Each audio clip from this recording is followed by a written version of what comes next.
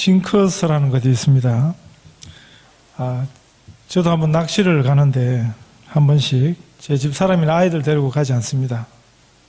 집사람하고 아이들 따라가면 꼭 허탕을 치더라고요. 혼자 가면 그래도 고기 잡는 확률이 훨씬 좋습니다. 고기 잡이만 그런 것 아니고요. 중요한 축구 경기 같은 거요. 어제 새벽 같은, 우리 마사상이 여기 계셔서 좀 미안한데, 특히 저희 집사람이 같이 보면 꼭 지더라고요. 네. 어제 새벽에는 저 혼자 보니까 2대0으로 이겼습니다. 올림픽에서 우리 축구 선수들이 영국전을 이기고, 그리고 이번에 동메달을 따고는 우리 선수들이 라크룸에 들어가서 열심히 불렀던 노래 하나가 이등병의 편지라는 노래였답니다. 저도 참 좋아하는 노래 중에 하나거든요. 김광석이라는 가수가 불렀던 집 떠나와, 이거 부를 것 같았죠. 그냥 집 떠나와 열차 타고 훈련소로 가는 날, 부모님께 큰절하고 대문 밖을 나설 때 가슴 속에 무엇인가 아쉬움이 남지만 풀 한 포기, 친구 얼굴, 모든 것이 새롭다. 이제 다시 시작이다. 젊은 날의 생이여. 이런 노래인데, 아니 왜 축구 선수들이 시합에서 이겨놓고 이 이등병의 편지를 열심히 불렀을까요? 올림픽에서 메달을 따면 군대에 가는 의무가 면제가 되거든요. 한국서는 대부분 남자들이 군대를 가지만 좋아서 가는 경우는 잘 없고, 싫지만 그게 병력 의무니까 할 수 없이 가는 경우가 대부분입니다. 그러니까 올림픽에서 국위 선양을 한 선수들에게 군 면제 혜택을 상으로 주는 것입니다. 저도 군대 안 갈 수도 있었는데, 그러나 저는 갔다 왔습니다. 훈련소에 본격적으로 입소하기 전에 다시 정밀 신체 검사를 합니다. 그때 걸리면 훈련소에 머리 빡빡 깎고 지금 군대 간다고 왔는데 다시 돌아가는 수가 생기거든요. 제가 그때 걸렸습니다. 제 오른쪽 눈이 시력 교정 불가 판정을 받았습니다. 그래서 다시 돌아가라 그러더라고요. 교회에서 군대 갔다 온다고 인사까지 하고 왔는데, 머리 빡빡 깎고 왔는데 어디로 돌아갑니까? 그래서 그냥 군대 가겠다고 우겼습니다. 보통은 군대 안 가려고 우기지 않습니까? 저는 가겠다고 우겼습니다. 그래서 육군 병장으로 제가 제대를 잘 했습니다. 저 같은 경우는 안경만 쓰면 보는데 별로 조금 불편할 뿐이지 아무 문제가 없습니다. 우리가 볼 수 있다는 사실이 얼마나 감사합니까? 그러나 우리는 감사할 것이 참 많은데 이 감사 하나하나를 놓치고 사는 경우가 많습니다. 요한복음 9장은 날 때부터 소경으로 난 사람의 이야기를 하고 있습니다. 우리 중에는 이런 사람이 아무도 없습니다. 이 사람의 그 아픔의 깊이를 다 이해할 수 없습니다. 날 때부터 빛을 보지 못하고 앞을 보지 못하고 소경으로 난 사람의 그 아픔, 그 불행의 깊이는 그 당사자가 아니고서는 그 아픔의 깊이를 다 이해할 수 없습니다. 비슷한 류의 불행을 당했다 할지라도 그 당하는 사람마다 또 아픔의 정도가 다른 것이거든요. 혹시 오늘 이 시간에 남모를 깊은 아픔을 가지고 주님 앞에 나온 우리 성도들, 그 고통을 우리 주님이 다 만져주시기를 축원합니다. 요한복음 9장이 소개하는 이 사람은 날 때부터 앞을 전혀 볼 수 없는 그런 시각 장애를 가지고 태어났습니다. 다들 보고 사는 세상에 이분은 못 보는 처지로 그렇게 태어난 것입니다. 다 소경들이면, 다 못 보는 세상이면 그거는 그나마 괜찮은 거거든요. 왜냐하면 또 전부 다 못 보는 세상 같으면 그런 사람들에게 맞게 또 세상이 준비가 되어 있을 것입니다. 제가 신학대학원 다닐 때 저하고 같이 공부하던 동기생 두 분이 그 시각장애를 가진 분이셨어요. 지금은 두 분 다 목사로 목회를 잘 하고 계시는데, 그 중에 한 사람은 저하고 나이도 똑같고 기숙사에 같이 있었습니다. 그런데 그 친구 볼 때마다 앞 이마가 이렇게 항상 부어 있었어요. 저는 처음에 그 친구 앞 이마가 튀어나온 앞장구인 줄 알았습니다. 그런데 그것이 아니었습니다. 늘 길 가다가 앞에 바닥에 있는 거는 그 지팡이 가지고 이렇게 더듬으면서 가니까 피하는데, 공중에 떠 있는 간판에 항상 머리를 부닥치는 것입니다. 제가 다녔던 신학대학원이 서울 사당동 총신대 신학대학원인데, 그 총신대학 앞역 그 그 거리가 굉장히 큰 도로인데도 불구하고 굉장히 번잡스럽습니다. 가게들이, 식당들이 그 당시만 해도 다닥다닥 붙어 있어서, 그게 불법인데 그런 간판들, 입간판이라든지 그냥 밖에 돌출된 간판들을 그냥 길바닥에 그냥 내놓고 있었습니다. 정상인들은 그게 보이니까 피하는데, 제 친구는 앞을 전혀 못 보던 친구였으니까 어떻게 했겠습니까? 그 앞쪽 아래쪽만 신경 쓰다 보면 생각하지 못했던 그런 부상으로 늘 부닥치게 된다는 것입니다. 그 간판을 그렇게 매달아 놓고 내놓은 사람들은 앞을 잘 보고 다니는 사람들을 고려한 것이지 시각장애자들을 위한 세상은 아니거든요. 그래서 사실은 앞을 못 보는 분들은 더 이 세상, 정상인들의 세상 속에 산다는 것이 더 불편한 것입니다. 다 보면서 살아가는 사람들의 세상에, 이 세상에 태어나면서부터 앞을 못 보는 소경으로 태어나면서부터 그 불편을 태어나면서부터 가졌습니다. 그 불행을 숙명처럼 안고 태어났던 그 사람의 삶의 고통, 그 아픔이 얼마나 깊고 큰 것이었겠습니까? 본인이 아니기 때문에, 다 삼자의 입장이기 때문에 감히 그 깊은 고통을 다른 사람은 헤아릴 수 없었던 것입니다. 한국에서 이런 일도 있었습니다. 어떤 신체 장애를 가진 한 분이 구청에 일이 있어서 차를 몰고 갔더니 장애인용 주차 공간은 이미 정상인들이 차를 다 대버렸습니다. 그래서 할 수 없이 자기 차를 저 멀리 일반인들 차 대는 그곳에 주차를 하고 불편한 몸을 이끌고 멀리 본관 건물까지 힘들게 갔다가 또 힘들게 되돌아와서 차를 빼내다 보니까 이 장애인용 주차 공간은 그분들이 그 불편함 때문에 공간이 좀 넓어요. 일반 주차 공간보다.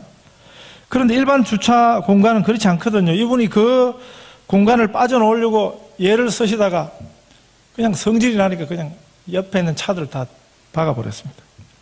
그래서 신문 기사에 나왔던 그런 일이 있었는데, 얼마나 답답했으면, 얼마나 그 마음이 아팠으면 그랬을까, 그런 생각을 했습니다. 약한 자를 배려할 수 있는 사회, 그 사회가 옳은 사회입니다. 그런 사회가 세상이 성숙한 사회가 되는 것입니다.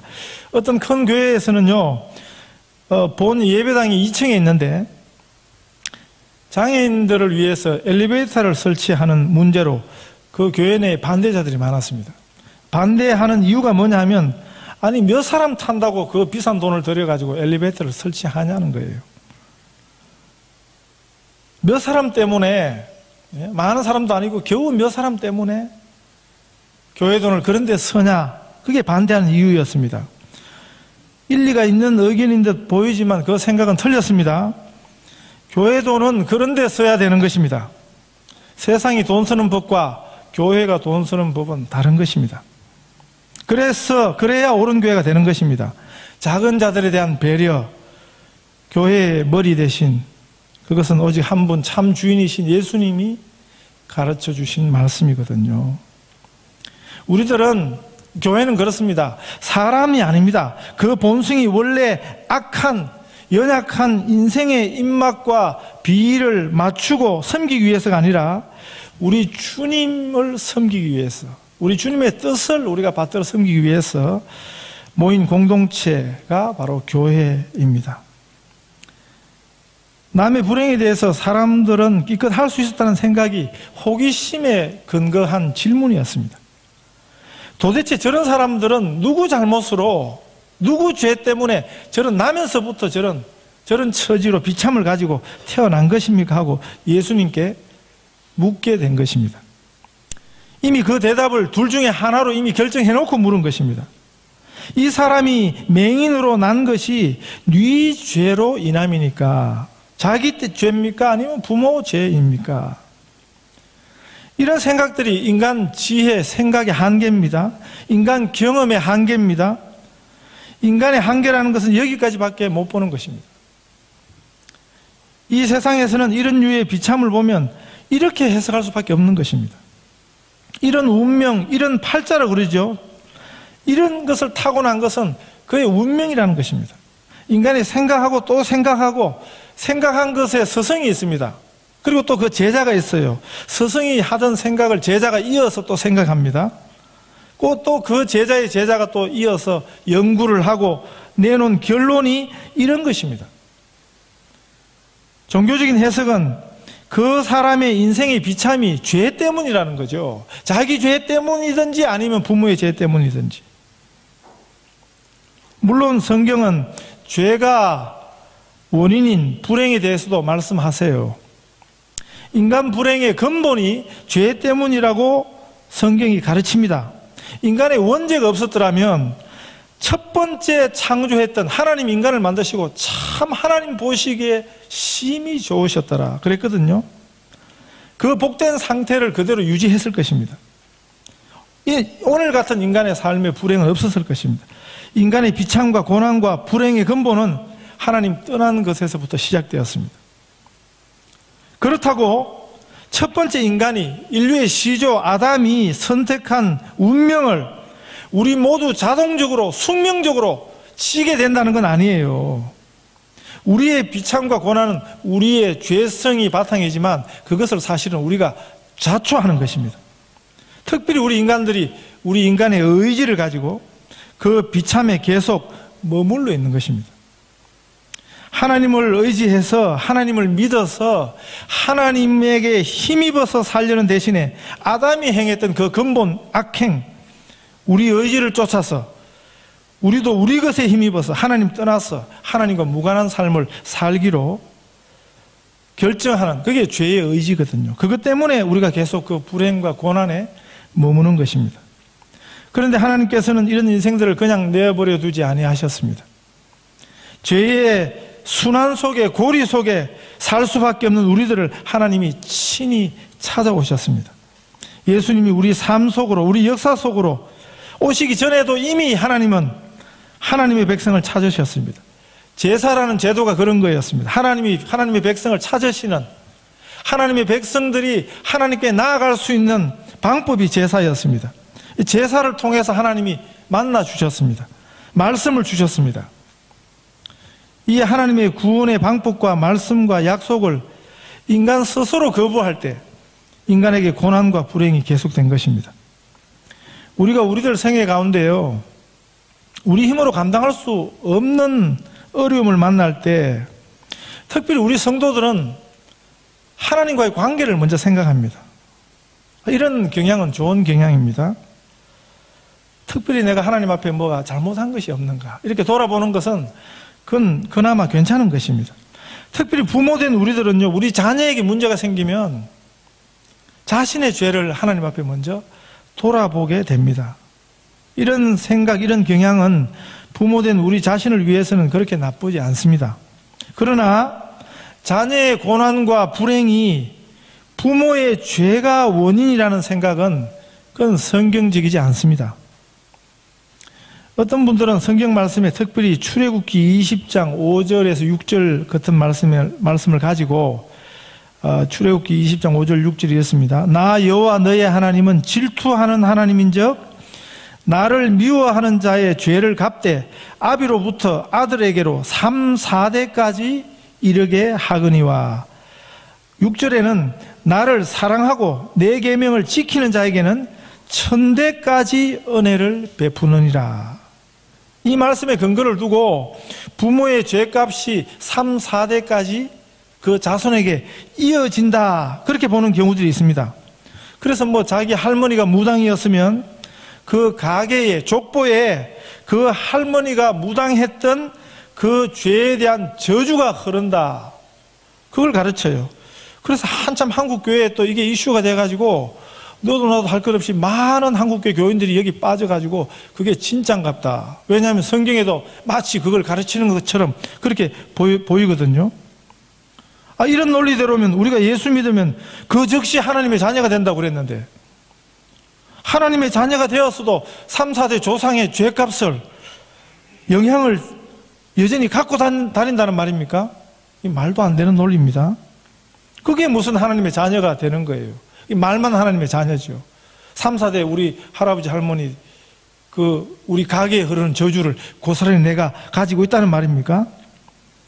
그렇게 치면 우리 한국인들 윗대 할아버지 할머니들 중에 우상 안 모신 분들이 얼마나 되겠습니까? 뭐 무당만 문제고 무당 아닌 거는 괜찮습니까? 이런 발상, 이런 생각이야말로 무당적 생각이에요. 출애굽기 20장, 우리가 그래서 성경을 좀 바로 읽어야 됩니다. 출애굽기 20장에서 3, 4대라는 말은 뒤에 이어서 나오는 하나님 말씀에 청종하고 사는 자에게는 1000대까지 축복하리라 하는 말씀에 대한 비교입니다. 대조죠, 대조. 하나님의 축복이 이렇게 크다 하는 것에 대한 강조입니다. 3, 4대라는 말씀을 문자 그대로 해석이 된다면 우리 중에 누가 감히 이 자리에 앉아 있을 수 있겠습니까? 예수 안 믿는 분들은 동양 사상에서 우리가 각자 타고난다는 우리 사주 팔자의 영향을 아주 큰 것으로 보거든요. 인간의 운명은 태어날 때부터 이미 가지고 태어난다는 것입니다. 물론 어떤 경우는 그게 다 미신이라고는 할 수 없어요. 왜냐하면 그 일종의 통계니까 오랜 세월 동안 관찰해서 이날 이 시간에 태어난 사람들은 이렇게 되더라 하는 그 나름대로 어떤 통계지요. 동양 통계와 서양적 통계는 방법이 좀 다르다는 것입니다. 그러나 사주팔자를 우리 인생을 이해하는 오랜 역사, 시간, 생각, 철학의 산물이라고 한다면 그것도 하나의 원리로 볼 수 있는 거죠. 그러나 그 원리가 지배하는 힘이 굉장히 큰 것입니다. 그러나 중요한 것은 그런 원리에 매이지 않는 새 원리가 있습니다. 그런 이치, 원리, 생각은 다 상대적인 것입니다. 언제 태어났냐, 몇 시에 태어났냐, 시간이 조금 달라도 그 시간에 따라서 사주가 바뀌지 않습니까? 부모가 어떤 부모냐 따라 가지고 그 조건도 달라지고요. 그래서 상대적인 것입니다. 그러나 절대 원리가 있습니다. 그것이 뭐냐면 예수 믿어서 누리는 구원의 원리입니다. 우리가 하나님의 자녀된 원리입니다. 우주보다 더 크신 하나님의 원리입니다. 그래서 예수를 믿으면 우리를 메고 있던 모든 우리 과거의 영향으로부터 자유를 얻습니다. 인간 한계로는 벗을 수 없는 숙명의 짐도 벗어내는 것입니다. 타고난 팔자니 운명도 그게 인간을 메고 있는 일종의 사슬이라면 그 모든 사슬이 녹아나는 능력이 바로 우리가 예수 믿는 것입니다. 인간의 제한된 능력, 그 한계 세상에서 이리 부닥치고 저리 부닥치고 이리 차이고 저리 차이고 그렇게 고난으로 살다가 죽을 수밖에 없었던 우리들이 예수 믿으면 하나님의 자녀가 됩니다. 새 생명을 입습니다. 새 신분을 가집니다. 새로운 삶을 사는 것입니다. 하나님을 아빠, 아버지라 부르는 하나님의 자녀가 되었다는 것은 우리 아버지 되신 하나님의 것을 우리가 누리게 됐다는 것입니다. 우리 아버지 하나님의 그 무한한 자원에 참여할 수 있게 됐다는 것입니다. 이런 삶을 성경은 영생이라는 말로 설명합니다. 이것이 우리가 얻어 누리는 구원입니다. 하나님의 삶의 신적인 삶의 영생에 참여하게 된 것입니다. 소위 타고난 팔자가 세다고 하는 분들 그 팔자 타령하지 마시고 주변에 그런 분들이 있으면 예수 믿으면 단박에 해결돼요. 하나님이 내 아버지 되시는 새 관계로 새 인생을, 새 삶을 사는 것입니다. 이 세상에서 가진 것이 없어서, 이 세상에 자원이 없어서 걱정인 분들 예수 믿으면 됩니다. 우리 한계로 만난 어떤 문제라도 예수님께 오면 그 대답이 있습니다. 숙명에 붙잡힌 그 답이라는 것이 거기서 거긴 그런 종류의 처방이 아닙니다. 어디를 가봐도 누구를 만나도 뾰족한 수가 없는 그런 일상적인 대답이 아닙니다. 예수님 말씀은 사람들이 이미 정해놓은 그 대답의 울타리의 세계, 그 한계를 뛰어넘는 것이었습니다. 예수님은 우리에게 다른 세상을 보여주십니다. 하나님의 세상을 보여주십니다. 예수님 설교의 주제가 항상 그랬습니다. 하나님의 나라를 우리에게 말씀하셨습니다. 하나님 나라를 가르쳐 주셨습니다. 하나님 나라를 예수님이 항상 보여주셨습니다. 이 땅의 나라, 이 세상만 쳐다보고 살던 제자들에게, 우리들에게 또한 예수님은 하나님의 나라를 가르쳐 주십니다. 그 비참한 인생에 대한, 남에서부터 맹인으로 태어난 그 인생에 대한 예수님의 안목이, 해석이 전혀 달랐습니다. 예수님 뭐라고 말씀하셨습니다? 예수님 이렇게 말씀하십니다. 그에게서 하나님의 하시는 일을 나타내고자 하심이라. 그 인생의 비참 속에 가려져 있던 우리 하나님의 숨겨진 섭리를, 비밀을 예수님 말씀하셨습니다. 우리 예수님의 대답이 전혀 달랐습니다. 예수님 바라보시는 안목이 전혀 달랐습니다. 간음하여 붙잡혀온 그 어린 소녀를 바라보던 예수님의 시각이 다른 사람들의 그것과는 전혀 달랐습니다. 이 질문을 이슬람교에게 선생에게 가서 하면 그들은 아마 이렇게 대답할 것입니다. 그가 소경으로 태어난 것은 숙명이다. 그 숙명을 스스로 벗으려 드는 것은 그건 알라, 하나님에게 도전하는 것이다. 왜냐하면 그 이슬람은 철저한 숙명론자거든요. 인샬라 그렇고 인샬라, 알라의 뜻이면 알라의 뜻이라는 거예요. 어떻게 하겠냐는 거예요. 아마 그럴 것입니다. 불교에 가서 그 질문을 하면, 불교는 윤회 사상이니까 전생의 업보로 아마 그렇게 자신의 업보든지 부모의 업보든지 전생의 업보로 그렇게 태어났을 것이다, 그렇게 말할 것입니다. 그런데 우리 예수님은 이렇게 말씀하십니다. 이 사람이나 그 부모가 죄를 범한 것이 아니라 그에게서 하나님의 하시는 일을 나타내고자 하심이라. 우리들이 예수 믿어 누리는 특권 하나는요, 내 인생의 고난과 불행에 대해서든지 아니면 다른 사람의 인생의 고난과 불행을 바라보는 우리 안목이, 시각이 달라지는 것입니다. 우리 고난에는 하나님의 비밀이 있습니다. 고난이란 그릇 속에 숨겨진 하나님이 하시는 일을 나타내시고자 하시는 하나님의 비밀이 있는 것입니다. 그래서 이 사실을 경험한 성도들은 고난을 축복이 고난이란 이름으로, 모양으로 변장한 것이다, 그렇게 고백하게 되는 것입니다. 어떤 인간의 비참이라도 그 비참을 하나님이 하시는 일을 나타내고자 하는 것이라고 볼 수 있는 이 안목이 바로 복음인 것입니다. 하나님 하시는 일이 뭐겠습니까? 하나님의 하시는 일을 나타내는 것은 이 소경이 눈을 뜨는 것인데요, 이 소경이 눈을 뜨게 되는 그것을 통해서 하나님 하시는 그 일이 뭐겠습니까? 바로 우리 모든 사람을 위한 하나님의 구원의 일입니다. 하나님의 구원의 일을 나타내시기 위해서 이 소경이, 이 근본적인 인간 불행이 우리 삶에 있다는 것입니다.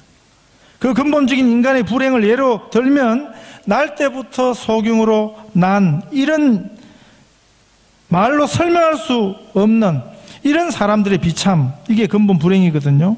인간을 어떻게 할 수 없는 이런 인간 능력 한계 바깥에 있는 이런 한계가 왜 있는가?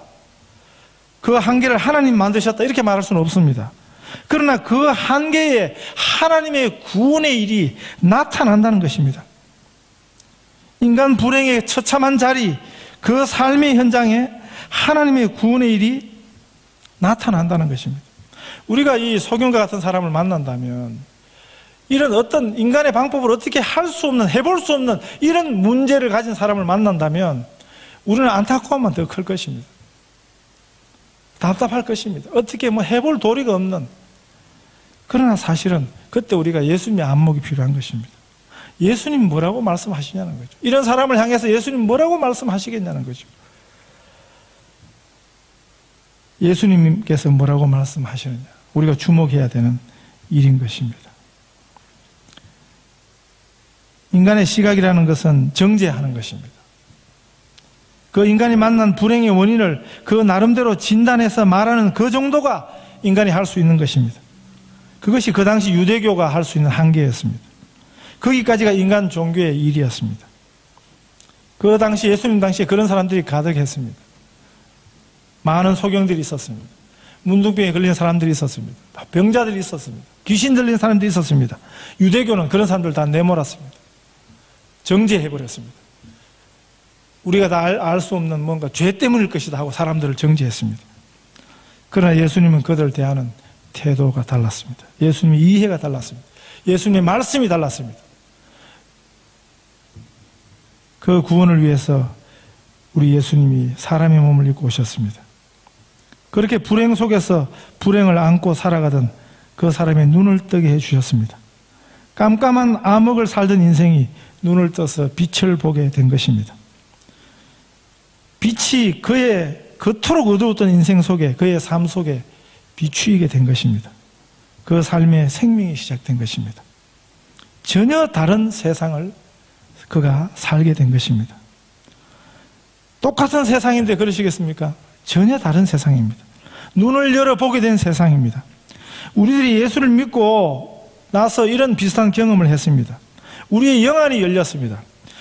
어제와 똑같은 세상에 변한 것이 별로 없습니다. 그러나 우리는 전혀 새로운 세상을 보게 된 것입니다. 이 날 때부터 소경되었던 이 사람이 하게 된 바로 그 경험입니다. 우리가 예수를 바로 믿으면요, 바로 다른 세상으로 옮겨지는 게 아니에요. 천국이 무슨 저 하늘 넘어서 거기 있는 게 아니에요. 어제까지 살아오던 바로 그 세상인데, 똑같은 세상인데 전혀 다른 안목을 보고 다른 안목으로 세상을 살게 되는 것입니다. 하늘을 봐도요, 구름 떠 있고 새파란 하늘, 그것만 보이면, 그것만 눈에 들어오는 사람이 있는가 하면 그 하늘을 만드신 하나님의 하늘을 볼 수 있는 안목, 그게 성도들의 세계입니다. 그런 하늘을 보시기 바랍니다. 그런 세상을 보실 수 있기를 바랍니다. 그래서 우리가 예수를 믿으면 세상을 바라보는, 세계를 바라보는 세계관, 가치관이 달라지는 것입니다. 세상은 그대로이지만 세상을 바라보는 눈이 우리가 달라진 것입니다. 그동안 감겼던 눈이 우리들이 날 때부터 사실은 예수님 만나기 전까지는 우리가 영적 소경이었습니다. 하나님이 없는, 우리 인생에 하나님이 없는, 그게 얼마나 어두운 세상입니까? 지독히도 깜깜한 세상을 우리가 예수님 만나기 전까지는 그렇게 살았던 것입니다. 그러나 예수 믿고 하나님의 자녀로 새 생명으로 새로운 시각을 가지고 우리가 살게 되었습니다. 전혀 새로운 세상을 사는 것입니다. 전혀 새로운 삶을 살게 된 것입니다. 하나님 없는 인생에서 하나님을 아버지로 모신 새로운 세상을 살게 된 것입니다. 이렇게 되면 우리 가치관이 바뀌어요. 그래서 가치관의 전도라는 말을 씁니다. 그 삶에 하나님이 있는 인생과 하나님 없는 인생이 같을 수가 없는 것입니다. 바울 같은 분들에게는 그동안 예수를 몰랐을 때 하나님의 구원의 능력을 모르는 세계, 그 가치관, 그 세계관으로 살았을 때 그렇게 귀하게 여겼던 그 세상의 자랑들을요, 예수 믿고 영안이 열리고 그러고 나니까 그 자랑이 배설물처럼 여겨진다, 그렇게 고백하게 된 것입니다. 전혀 이제 다른 고백에 근거해서 살게 된 것입니다. 예수님 자신을 소개하시면서 요한복음에서는 세상의 빛이라고 말씀하셨습니다. 빛이라는 것은 생명을 주는 것입니다. 빛이 있는 곳에 생명이 있습니다. 빛이 없는 곳은, 어두움은 죽음을 상징합니다. 그래서 사람들이 낮에 활동하는 것입니다. 이 빛은 사람들이 활동하게 합니다. 움직이게 합니다. 살게 하는 것입니다. 그래서 생명 주는 빛입니다. 예수님이 생명을 주셨습니다. 포도주가 떨어진 잔치집에 예수님은 생명을 주셨습니다. 남편 여섯으로도 불행했던 그 여인이 예수님 만나고 생명을 얻게 되었습니다. 죽음과 방불한, 죽음 같은 시간을 보내던 38년 된 병자가 그 삶에 빛을 보게 된 것입니다.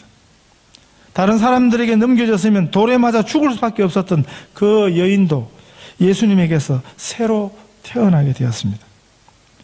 날 때부터 소경이었다가 이날 예수님 만나서 눈을 뜨게 된 이 사람처럼요, 누구든지 예수님 만나면 이렇게 됩니다. 새로운 세상을 새 생명으로 참빛 가운데 빛의 자녀로 살게 되는 것입니다. 우리가 어디를 가도 하늘 아래 삽니다. 우리가 하늘 아래를 피할 수 없습니다. 어디를 가보십시오. 그 하늘을 올려다 볼 때마다 예수 믿는 우리에게는 그냥 하늘이 아니기를 바랍니다. 우리 아버지 하나님이 주장하시는, 다스리시는 하나님 아버지, 예수님께서 우리에게 기도를 가르쳐 주시면서 너희는 이렇게 기도하라. 하늘에 계신 우리 아버지요, 항상 우리를 바라보시고 지켜주시고 인도해 주심을 만나는 그 하늘 아래를 사시기 바랍니다. 우리 삶의 빛으로 오신 예수님, 우리 생명이신 이 예수님을 누리고 전혀 새로운 세상을 사시는, 하나님의 나라를 사시는 우리 귀한 성도들 다 되시기를 축복합니다.